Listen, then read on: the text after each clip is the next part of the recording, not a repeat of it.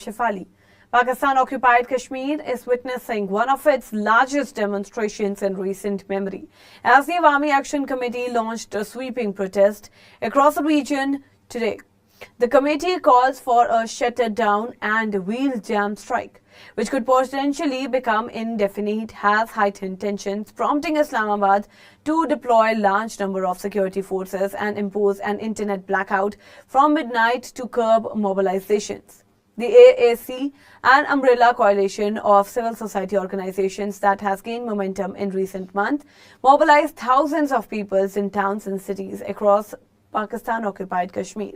Its demand highlight what locals describe as decades of political marginalization, economic neglect, and administrative inequities. Central to the committee, 38-point charter in the abolition of 12 legislative seats in the Pakistan-occupied Kashmir Assembly reserved for Kashmiri refugees living in Pakistan, which residents argue determines representative governance.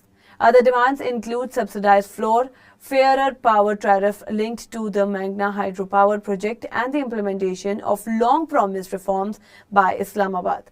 Addressing the crowd in Muzaffarabad, AAC leader Shaukat Nawaz Mir stressed that protests were not directed against any institution or ideology, but were aimed at securing the fundamental rights denied to the people for over 70 years. Enough is enough. Either deliver on the right of the people or face their collective will, Mir said, according to Dawn News. Authorities responded with a show of force. In lead-up of yesterday's strike, heavily armed convoys stagged flag marches through major Pakistan-occupied Kashmir towns, while thousands of troops were moved in from Punjab. Police sealed key entry and exit points over the weekend, and surveillance was intensified around sensitive installation. In addition, 1,000 extra police personnel were dispatched from Islamabad to reinforce local forces.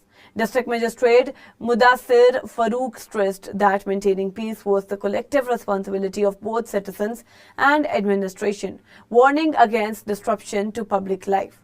The current unrest follows a dramatic breakthrough of negotiations between the AAC, Pakistan-occupied Kashmir officials, and the federal ministers.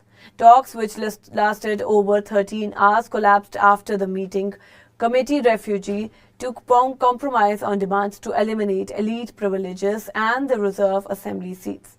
Mid declared the discussions incomplete and inconclusive and reiterated that the strike and demonstrations would proceed. On the ground, residents prepared for the shutdown. Traders in Muzaffarabad reportedly kept shop open on Sunday to allow citizens to stock up on essentials. Social media videos shown massive gathering on people raising slogans and waved flags despite the imposition of restriction on mobile phones, landlines and internet services. The AAC has now called for an indefinite strike, warning that the protest will continue until the government addresses their demand.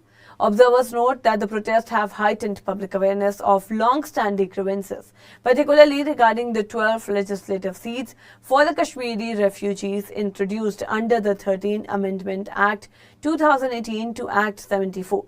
Locals argue that these reserved seats compromise representative governance and exacerbate feelings of disenfranchisement.